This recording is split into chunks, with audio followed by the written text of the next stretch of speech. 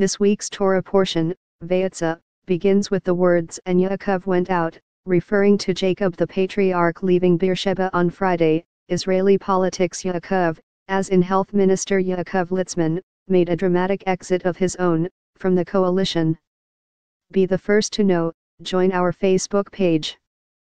Function, D, S, ID, var JS, FJS equal D get elements tag name, S, 0, if, D get element bid, ID, return, JS equal D createlment, S, JS.ID equal ID, JSSRC equal / connect facebook.net/n_us/ all JS number XFBML equal 1 and app ID equal 1634148068997, FJS parent node insert before, JS, FJS, document, script, Facebook JS SDK. Technically, Litzman hasn't resigned yet, he will do so on Sunday if there are rail repairs done by Jewish workers on Shabbat.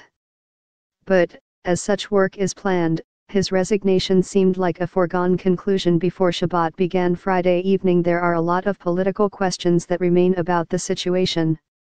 Litzman is often referred to as the leader of United Torah Judaism, the Ashkenazi Haredi faction in the Knesset. However, UTJ is made up of several blocks of different Hasidic groups and the non-Hasidic Lithuanian group, each of which has a different rabbi at its helm. Reportedly, only the Grand Rabbi of the Gur Hasidic group, of which Litzman is a member, pushed for a resignation over the issue of Shabbat, because ministers share collective responsibility for government decisions. That means Litzman would be partly responsible for violations of the Sabbath. Still, it's doubtful that, once Litzman made a public sacrifice on the altar of Shabbat, other Haredi groups will not make a stand in their own way at the moment.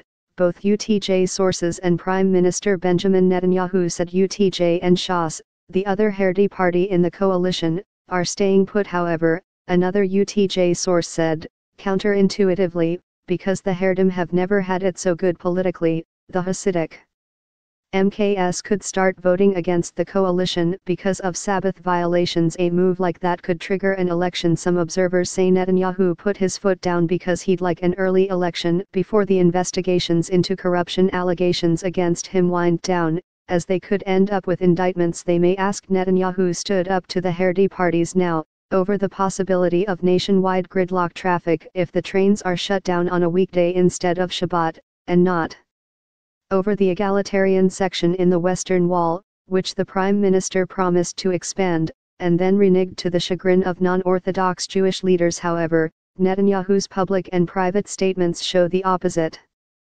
For the past few days, the Prime Minister has spent many hours frantically trying to find a solution to the train problem. Less than an hour before the Sabbath on Friday, Netanyahu released a statement practically pleading with Litzman to stay, saying how much he values the minister.